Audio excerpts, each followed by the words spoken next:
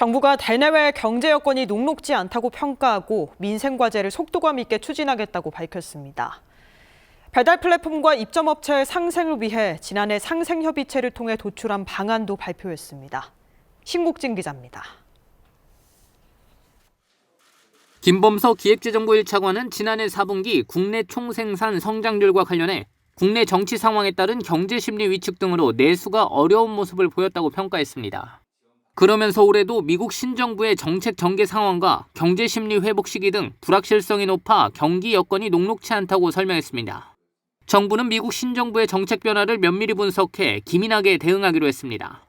또한 국민과 약속한 경제 민생 정책 과제를 속도감 있게 추진하고 조세특례 제한법 개정안 등 민생 경제 핵심 법안 통과를 위해 국회와 긴밀히 소통하겠다고 밝혔습니다.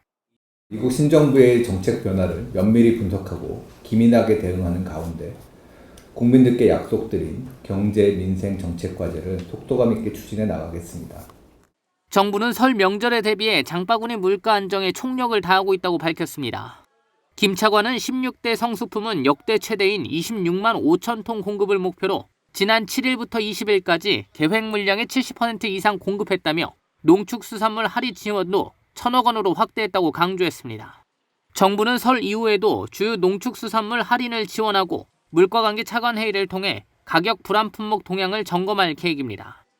이날 회의에서는 배달 플랫폼 상생 방안을 논의했습니다. 상생 방안은 중개수수료 차등 인하와 소비자 영수증 표기 개선 등 총 4가지입니다. 배달 플랫폼은 기존 9.8%였던 중개수수료를 2.0%에서 7.8%까지 차등 적용합니다.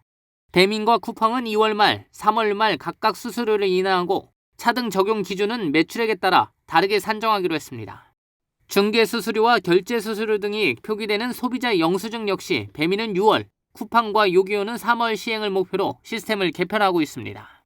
정부는 배달 플랫폼 상생 방안과 관련해 소상공인의 실질적 부담 완화로 이어지도록 이행 현황을 지속 점검해 관리할 계획입니다. KTV 신국진입니다.